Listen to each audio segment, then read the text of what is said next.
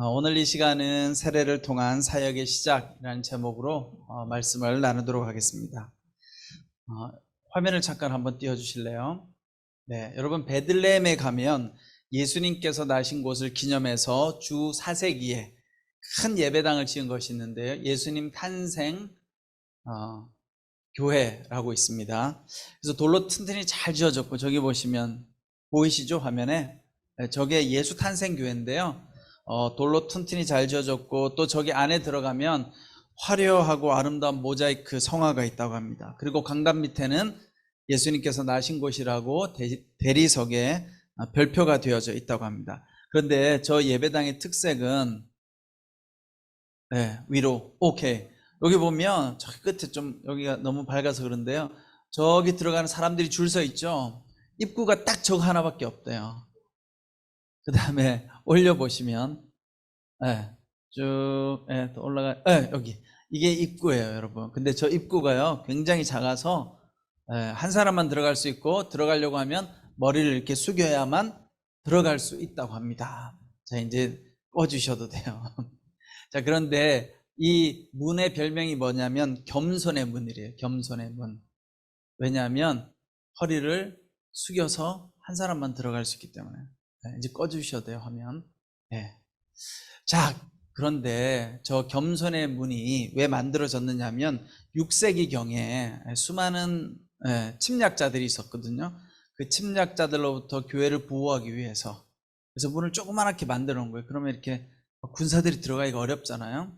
자, 그런데 어쨌든 예수님 탄생 교회에는 문이, 자그마한 문이 하나밖에 없고, 그 문도 작아서 머리를 숙이지 않으면, 겸손하지 않으면 들어갈 수 없다.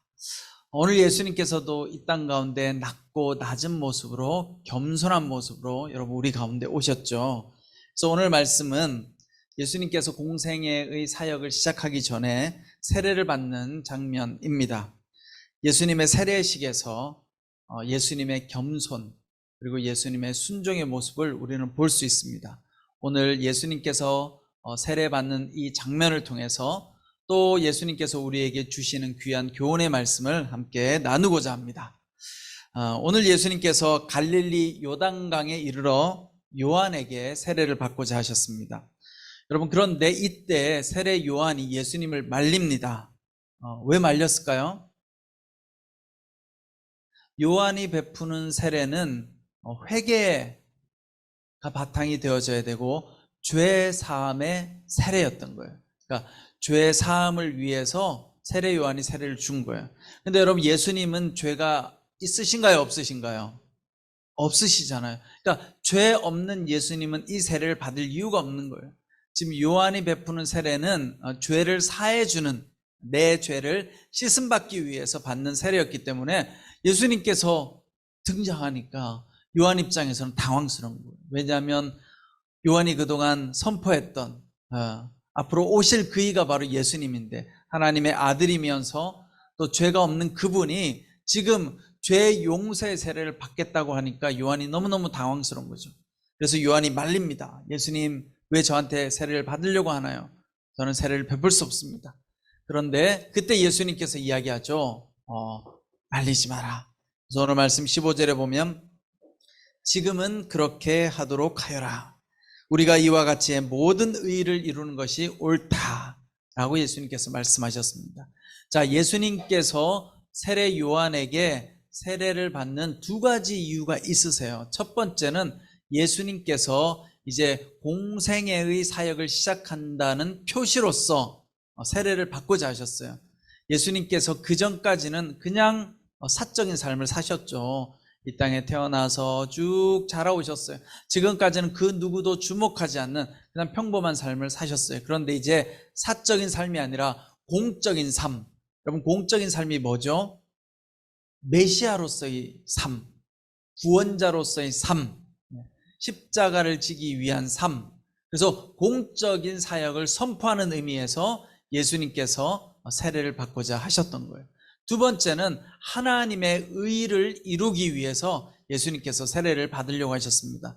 여러분, 하나님의 의는 무엇입니까? 하나님께서 여러분과 저를 구원하고자 하시는 것이 하나님의 의였어요.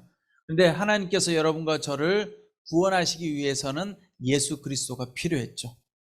그래서 예수님께서 가장 낮고 낮은 이곳에 오셔서 특별히 여러분, 세례 요한이 베푸는 세례는 죄 용서의 세례였잖아요. 그러니까 죄인들에게 세례를 베푸는데 예수님께서 세례를 받는다는 의미는 이 죄인들과 함께 한다는 의미가 있는 거예요. 나도 이 죄인들과 함께 낮아져서 비록 죄는 없으시지만 많은 죄인들이 세례를 받는 것처럼 나도 그 죄인들과 동일하게 세례 가운데 참여함으로 죄인들의 대표자가 되셔서 여러분과 저의 대표자가 되셔서 함께 되셔서 십자가에 달리셔서 우리의 죄를 사하기 위해서 오늘 예수님께서 이제 세례를 받고자 하셨던 것입니다. 자, 이런 예수님의 모습 속에 우리는 예수님의 겸손함을 볼 수 있죠. 왜냐하면 예수님은 하나님의 아들이심에도 불구하고 죄인이었던, 여러분 세례 요한도 죄인이잖아요. 그렇죠? 죄인이었던 세례 요한에게 머리를 숙이고 세례를 받는다는 것 자체가 겸손의 행위인 거예요. 여러분 머리 숙이는 것이 쉽지 않겠죠. 제가 예전에 신대원 다닐 때 저하고 동기가 되시는 분이 있는데요. 이제 장신대 신대원 다닐 때 같은 반에서 공부하는 분 중에 누가 계셨냐면요, 신학 박사가 있었어요. 신학 박사. 그러니까 그 교수님이 독일에서 신학 박사학위를 받고 오셨는데, 근데 이제 목사가 되려고 하면 여러분 참고로 이해가 잘 없으시니까, 목사가 되려고 하면 신학 박사를 해도 목사가 될 수 없어요. 목사가 되려고 하면 교역학 석사를 해야 돼요. 이제 영어로 하면 Master of Divinity, 그래서 흔히 이제 우리가 줄여서 MDiv 이러는데, 이 신학대학원, 각 신학대학원에 가면 3년짜리 코스가 있어요. 이 신학대학원 과정을 공부해야 목회자가 될 수 있어요. 그러니까 신학 석사, 신학 박사를 공부해도 목회자하고는 상관없는 코스인 거죠. 그러니까 이제 이분이 독일에서 석사와 박사를 해서 신학 박사지만 어떻게 목회자가 되기 위해서 또 다시 전혀 신학을 모르는, 그 당시만 하더라도 저도 마찬가지죠. 저희들하고 함께 앉아가지고 겸손하게, 가르치는 교수님들 다 이렇게 비슷한 지식을 가지고 있지만 겸손하게 순종해서 그분이 3년 동안 열심히 공부하고 또 나중에 이제 학교에서 가르치는 걸 제가 본 적이 있습니다. 여러분, 내가 수준이 신학 박사인데 여기 전혀 이렇게 수준이 안 되는 사람들과 같이 앉아서 이렇게 조용하게 한다는 것이 겸손인 거예요. 그분이 신학 박사인지도 몰랐어요. 나중에 알았어요. 너무나 조용하게 그냥 공부하니까 그냥 평범한 학생인 줄 알았던 거죠. 여러분, 우리가 높은 자리에서 이렇게 낮아진다는 것이 쉽지가 않아요, 여러분. 우리는 상상이 안 되잖아요. 예수님이 하나님의 아들인데 하나님의 아들이, 하나님께서 인간의 모습을 입으시고 또 가장 낮고 낮은 곳으로 오시고 심지어 죄인들에게 베푸는 세례에 동참해서 세례를 받는다는 것은 굉장히 겸손함의 표시라는 것입니다. 여러분, 겸손에 관한 이런 문구가 있습니다. 하나님은 겸손의 문을 통해 들어오신다. 사탄은 교만의 문을 통해 들어온다. 참 겸손은 나는 겸손하지 않다고 생각하는 것이다. 여러분, 참 겸손은 나는 겸손하지 않아요. 그럼 겸손한 거예요? 대단한 겸손은 나는 교만하다고 생각하는 것이 굉장히 겸손한 거죠. 저는 교만합니다. 그럼 여러분들 어떻게 느껴요? 진짜 교만하네, 이렇게 느껴요? 참 저 사람 겸손하구나, 자기를 교만하다고 말하는 거. 그런데 여러분, 최고의 교만은, 이런 사람은 교만이래요. 나는 교만하지 않아요. 이렇게 말하면 여러분 어때요? 저는 교만하지 않습니다. 그러면 왠지 교만해 보이죠? 근데 구제불능의 교만이 있대요. 정말 야, 저 사람 진짜 교만해. 이 사람 어떤 사람이 나는 겸손해요. 이렇게 말하면 구제불능의 교만이랍니다. 진짜 겸손한 사람은 내가 겸손하다고 말하지 않죠. 그렇죠? 그냥 조용하게 묵묵하게 순종하는 사람이 겸손한 사람입니다. 근데 오늘 예수님께서 이렇게 겸손함으로 낮아지셔서 세례를 받으시자 오늘 16절 말씀에 보면 어떤 역사가 일어나느냐, 예수께서 세례를 받으시고 물속에서 올라오셨습니다. 그때 예수께서는 하늘이 열리고 하나님의 영이 비둘기처럼 자신에게 내려오는 것을 보셨습니다. 하늘이 열리고 하나님의 영, 성령이 임하는 걸 보게 됐다는 거예요. 여러분, 우리가 하나님 앞에서 겸손하게 엎드리고 순종해야 하나님의 영이 임하는 거예요. 하나님께서 어떤 사람의 기도를 들어주시느냐? 겸손한 사람. 겸손한 사람은 하나님 앞에 순종하고 엎드리는 사람. 근데 여러분, 하나님 앞에 순종하는 사람은 어떤 사람이에요? 다른 사람을 향해서 정죄하지 않는 사람, 다른 사람을 향해서 판단하지 않는 사람. 여러분, 대화하는데 늘 내 이야기보다 다른 사람 이야기가 많아요. 여러분 이렇게 살아야 돼요. 여러분 이렇게 하셔야 돼요. 왜 여러분들 그렇게 못하세요? 이렇게 말하는 사람은 아직 교만한 거예요. 여러분, 겸손하면요 다른 사람이 보이지 않아요. 겸손한 사람은요 내가 보이는 거죠. 내 안에 죄가 보이고, 그래서 어떻게 해요? 침묵하고 낮아질 수밖에 없는 것입니다. 오늘 예수님께서 세례받는 장면 가운데 놀라운 일이 일어나죠. 여기 성부, 성자, 성령이 다 등장하세요. 예수님께서는 성자 하나님이잖아요, 그렇죠? 근데 예수님께서 세례를 받으니까 하늘에서 성령이 임했어요. 성령 하나님이 함께 임했고, 또 이는 내 사랑하는 아들이요 내 기뻐하는 자라 라고 하는 하나님 아버지의 소리가 들려옵니다. 성부 하나님. 그래서 예수님께서 겸손하시자 성부, 성자, 성령께서 역사하시는 거예요. 여러분, 우리가 이 땅에서 다 여러분 세례 받으셨죠? 세례 안 받으신 분은 꼭 세례 받으시기 바랍니다. 근데 여러분, 우리가 세례만 받으면 안 돼요. 물세례로 끝나는 것이 아니라 물세례와 더불어 성령 세례를 받아야 돼요. 오늘 예수님께서는 성령의 세례를 받으셨어요. 성령의 세례를 받는다는 것은 하나님께서 나와 함께 하시는 경험을 하는 거예요. 여러분, 성령 세례를 받아야만 우리의 영혼이 변화되어지고, 우리의 심령이 변화되어지고, 삶이 변화되어지고, 행동이 변화되어지는 거예요.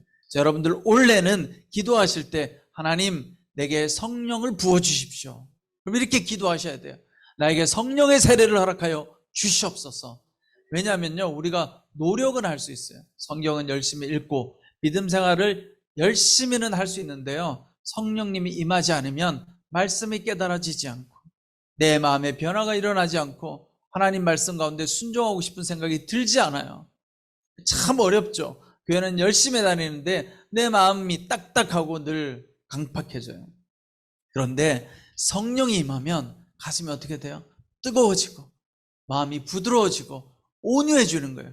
그러니까 여러분, 이걸 할 수 있는 건 성령님밖에 없는 거예요. 그래서 여러분, 올 한 해 동안은 무엇보다 성령님 내 마음 가운데 함께하여 주시옵소서.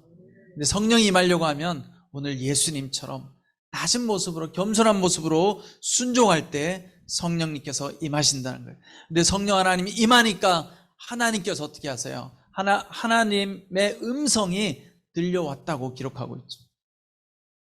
여러분, 우리 가운데 성령이 임하면 하늘의 음성이 들려옵니다. 하늘의 음성이 우리가 듣는 환청이 아니라, 여러분, 하나님께서 나와 함께 하시는 거예요. 하나님 나를 사랑하시는구나. 여러분들이 조현병으로 시달릴 때마다 드는 여러 가지 생각이 뭐예요? 나는 하나님이 안 사랑하는 것 같아요. 누군가 나를 미워하는 것 같아요. 내가 뭔가를 열심히 해야 하나님 날 좋아하지 않을까요? 아니요. 여러분, 여러분들의 모습과 상관없이 하나님은 여러분들을 사랑하세요. 제가 맨날 이렇게 설교하는데도 안 믿으시더라고요. 네? 근데 안 믿는 이유는 뭐냐? 성령이 안 임하니까. 난 믿고 싶은데, 그쵸? 난 믿고 싶은데 자꾸 내 안에 갈등입니다. 여러분, 분명한 건 뭐냐면 하나님은 여러분들이 뭐 헌금을 많이 하고 작게 하고 봉사를 많이 한다고 해서 더 기뻐하시고 그렇지 않다라는 거예요. 조건적인 하나님이 아니세요, 여러분. 성경은 분명하게 이야기하잖아요. 예수님께서 그냥 이유 없이, 조건 없이 죄인들을 위해서 십자가를 지셨다는 거예요. 그러니까 여러분과 저는 그냥 죄인이에요. 애시당초 여러분과 제가 잘 살면 하나님께서 기뻐하시고 좋아하시고 우리의 기도를 들으시고, 여러분과 제가 못 살면 하나님께서 미워하시는 것이 아니다라는 거예요. 여러분, 이해되세요? 그냥 죄인이에요, 여러분이나 저는. 그런데 우리가 죄인이어서 하나님께서 싫어하는 게 아니다라는 거예요. 그냥 우리는 원래 죄인이에요. 근데 하나님은 그냥 조건 없이 여러분과 저를 사랑하셔서 예수님을 보내주셨다는 거예요. 여기서 중요한 건 하나님께서 날 사랑하신다라는 걸 믿고 받아들여야 되는 거예요. 근데 그게 안 되잖아요. 그러니까 성령님이 오셔야 돼요. 성령 하나님이 내 가슴 속에 오셔야 내 마음이 뜨거워지고 변화가 일어나고 하나님의 사랑을 받을 수 있는 거죠. 그래서 여러분, 성령 하나님께서 우리 가운데 오실 때 우리가 온전히 하나님 가운데 순종할 수 있고, 여러분, 하나님의 사랑을 경험할 수 있게 됩니다. 그래서 오늘 중요한 것은 예수님께서 여러분 보세요. 하나님께서 예수님에게 시키지 않았어요. 너 가서 저기 세례 요한한테 가서 세례 받고 더 낮아져야지. 그래야 내가 준 사명을 감당할 수 있어. 하나님께서 그러지 않았어요. 예수님께서 먼저 하신 거죠. 자, 여러분 마지막으로 제가 여러분들한테 말씀드린 축복의 원래, 올 한 해 동안 우리가 축복받을 수 있는 건요, 하나님 내 삶 가운데 축복해 주십시오 라고 기도하고 하나님께서 축복해 줄 수 있는 여러 가지 조건을 주시면 그 조건을 내가 성취한다고 해서 복을 받는 게 아니에요. 여러분, 축복받는 원리는 내가 먼저 순종하는 거예요. 하나님 앞에. 하나님 믿습니다. 하나님 나를 고쳐줄 줄 믿습니다. 이렇게 믿는다고 고백하고 선포하는 게 더 중요해요. 여러분, 설사 안 고쳐졌어도 하나님 나는 원래 나음 받았음을 믿습니다. 나음 받았습니다. 이렇게 선포하는 게 중요해요. 그렇게 선포하고 믿고 나가면 그 다음에 하나님의 축복이 임하는 거예요. 여러분, 영적 축복의 원리는 내가 이걸 잘하면 올 한 해 동안 40일 새벽 기도에 개근하면, 40일 새벽 기도 개근하신 분 계세요? 지금까지? 손 한번 들어보세요. 나는 40일 새벽 기도. 훌륭하십니다. 우리 팀장님께서. 자, 40일 새벽 기도에 개근하면 좋지만 혹시 못할지라도 여러분, 40일 새벽 기도에 나가서 내가 40일을 다 채우고 일주일 내내 큐티를 다 하면 올 한 해는 하나님이 나를 기뻐 여기셔서 나의 기도를 들어주시겠지가 아니라, 여러분 그렇게 가면 안 돼요. 그게 아니라 비록 내가 부족하고 연약하고 죄인일지라도 하나님 앞에 선포하는 거예요. 믿음으로. 하나님 저는 믿습니다. 원래 저를 고쳐줄 줄 믿습니다. 또 하나, 하나님 저의 길을 여실 줄 믿습니다. 저에게 좋은 직장을 주실 줄 믿습니다. 이렇게 먼저 고백하는 거예요. 고백하고 선포하고 믿음으로 살면 하나님께서 어떻게 역사하시는 거죠. 여러분, 사르밧 과부가 먹을 음식에 다 떨어졌잖아요. 기름병에 기름 한 방울, 밀가루 마지막 먹으면 끝날 밀가루. 그런데 그때 엘리사가 와서 달라고 하잖아요. 먹을 건 좀 달라고 하잖아요. 여러분, 우리 같으면 어떻게 해요? 가세요. 먹을 거 우리밖에 없어요. 우리도 먹고 죽을 거예요. 우리 같으면 그렇잖아요. 근데 어떻게 해요? 믿음으로 대접을 한단 말이에요. 그러니까 어떻게 믿음으로 대접을 하니까 그 다음에 기름병에 기름이 마르지 않고, 에?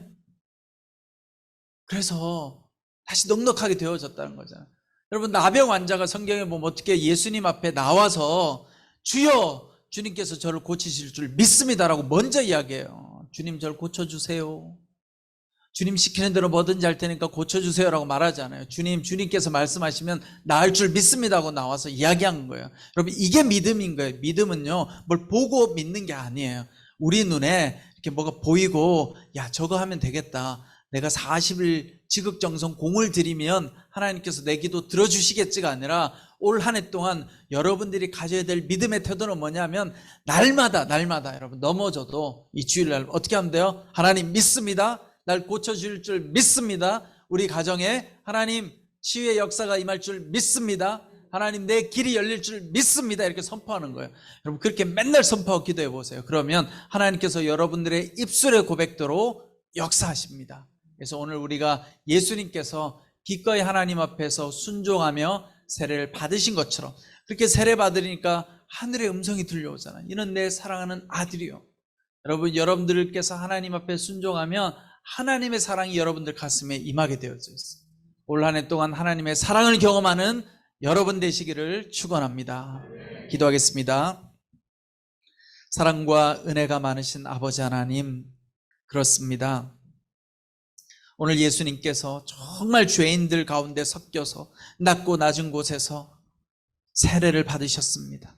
그렇게 하나님 앞에 순종하셨을 때 하늘 문이 열리고 성령이 임하고 하나님의 음성이 들려온 것을 바라봅니다. 우리도 예수님처럼 하나님 선포하며 먼저 순종하며 나아갈 때 우리의 삶 가운데 성령 하나님의 임재를 경험하게 하여 주시옵소서. 특별히 2023년 올 한 해 동안은 하나님 우리가 믿음으로 선포하며 나아갈 때 이는 내 사랑하는 아들이요 딸이라는 음성을 듣는 우리 모든 한마음 식구들 다 될 수 있도록 주님 역사하여 주시옵소서. 지금은 우리 주 예수 그리스도의 은혜와 하나님 아버지의 그 크신 사랑과 성령님의 감동 감화 교통하심의 역사가 예수님처럼 하나님 앞에 온전히 순종하여 하나님으로부터 내 사랑하는 아들이요 딸이라는 음성을 듣고자 하는 우리 모든 한마음 공동체 성도님들 한 분 한 분 머리 위에, 그 가정과 자녀들과 모든 삶의 터전 위에